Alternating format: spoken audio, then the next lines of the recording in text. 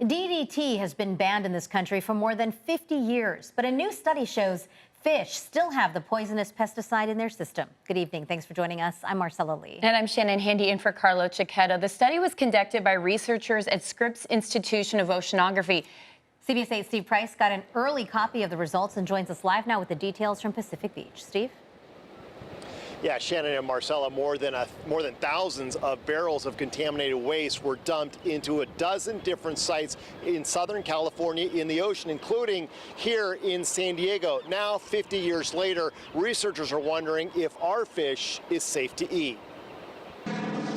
The federal government banned the use of DDT in the early 1970s, but more than 50 years later, researchers are still finding fish off the coast of Southern California that have the dangerous pesticide in their system. I don't think anyone believed that it would be a problem for as long as it has been. Lillian McGill is leading the research team at Scripps Institution of Oceanography that's been looking into the long-term effects of DDT in the fish we eat. DDT got into our water because between 1940 and 1970, the company that made it dumped hundreds of tons of contaminated waste into the ocean at several different sites, including spots off the coast of San Diego. Across the entire Southern California bight, there are definitely hot spots of DDT. We're going to need to be really careful about what you eat. McGill said what they found is that the DDT didn't really spread very far from the spots where it was dumped, but that the sediment in those spots were definitely contaminated. In our results, we see that species that reside on the sediment and pretty low in the water column, like halibut, which is a flatfish, they tend to have much higher concentrations of DDT. But McGill says fish caught right off the coast of San Diego did not show signs of unsafe contamination because in our area, the dumping happened in deeper water, farther out, unlike fish caught in the Palos Verdes Peninsula in the LA area where there was dumping just off the shoreline. I was really surprised at how strong the relationship was between fish and sediment contamination. So if you look at it, it's a pretty linear relationship where you get higher DDT in sediment and you get higher DDT in fish. Researchers also found that fish today don't have quite as high of DDT levels as they did in the late 1990s, but it's not clear if the water is safer or if over time the contaminated sediment has been buried by new sediment. And signs of poisoning from DDT can include nausea, tremors, dizziness. Long-term effects can include several different types of cancers along with respiratory problems. Shannon and Marcella? Steve, quite a concerning report. Now, you mentioned the impact on people, but what about the marine life in the ocean that also eat those fish? So, Marcella, here's the thing. When we eat fish, we only eat basically the fillets. But when other animals out there are eating these fish, they're eating the whole thing, including the fat, and that's where the DDT tends to be stored. So those animals, like sea lions and seals, are getting really sick, including cancers, and dying when they eat the contaminated fish. All right, some important information there. Thanks, Steve. It is a weather impact alert day. You may see a few showers later tonight through Tuesday morning. Yeah, it's been pretty windy as well. Let's check in with Chief Meteorologist Carlene Chavis with the latest updates. Carlene, it's starting to actually feel like fall. Yes, it definitely does. It's a little cool out there. That's going to be the most noticeable change is the fact that we have these cooler temperatures and the gusty winds. As far as rain is concerned, it's slim to none. So let's go ahead and take a look at your forecast when it does come to those details with your weather impact. So we have an area of low pressure that's closing in. Some gusty winds picked up earlier today. Also, you have high surf right along the coastline. So as mentioned, if we had calmer winds, we'd probably be dealing with more rain, but we're not. So we're looking at a slight chance from tonight through tomorrow morning, a few hundredths of an inch here and there. Most areas will not see it, but those gusty winds are out there, strongest across the mountains and the desert. That's where we have the alert that's in effect for the wind advisory. Also right along our coastline, we do have some elevated surf, so high surf that's going to last all the way through tomorrow night, and strong rip currents that are present. So we'll go ahead and get to those details, taking a closer look at the alerts that have been issued coming up. Shannon. All right, we'll see you then. Thanks, Carlene. And you can get the latest forecast and have weather alerts sent straight to your phone. Just download our free CBS 8 app or stream our forecast anytime on our streaming channel, CBS 8 Plus. You can find that on your Apple TV, Fire TV, or Roku.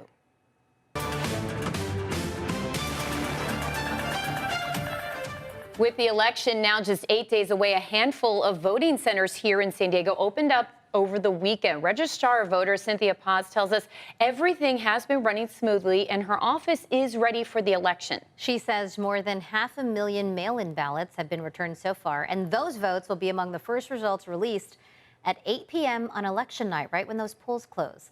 Paz is encouraging voters to take advantage of the early voting options.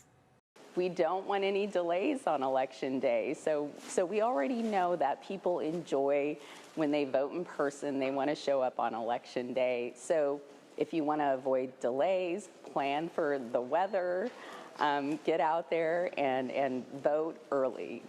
For more information on where to vote, what the hours are, and where you can find those ballot drop boxes, just visit our website, cbs8.com, and search the words early voting.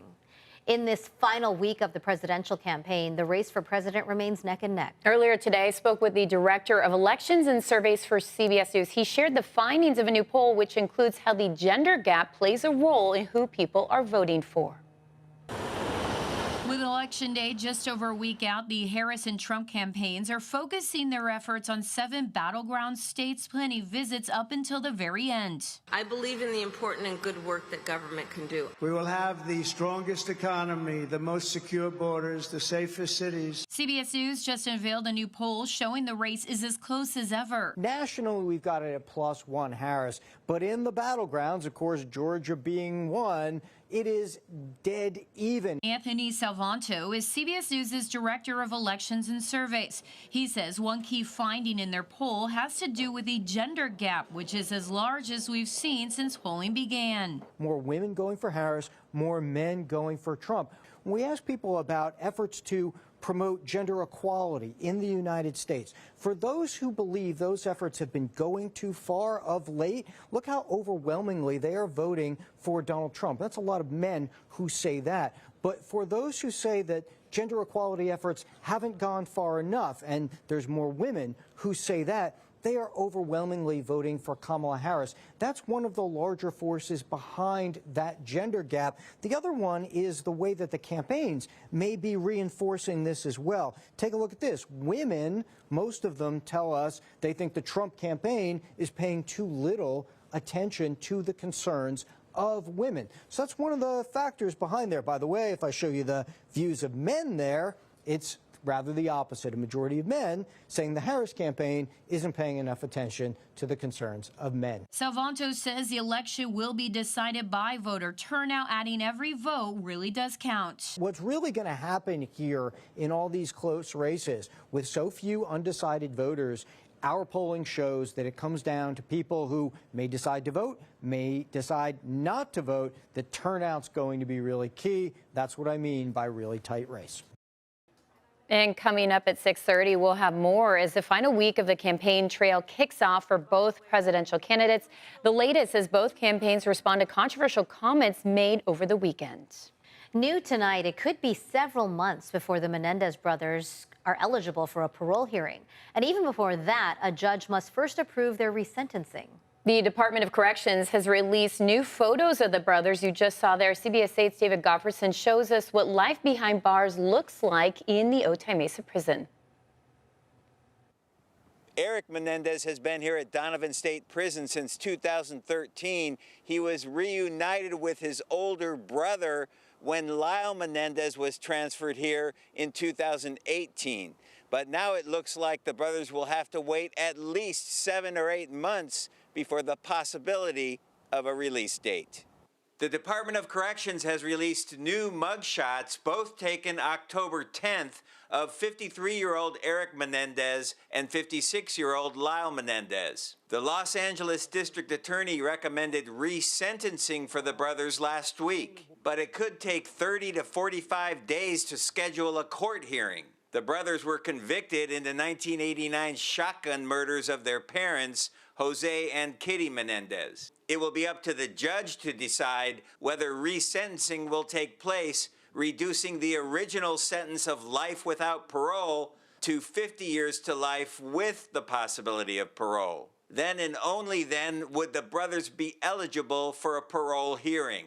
The Department of Corrections says the Board of Parole Hearings schedules the hearings, no earlier than 6 months out, as required by notice provisions and other mandates. That means 7 to 8 months at the earliest for a release date, and probably longer.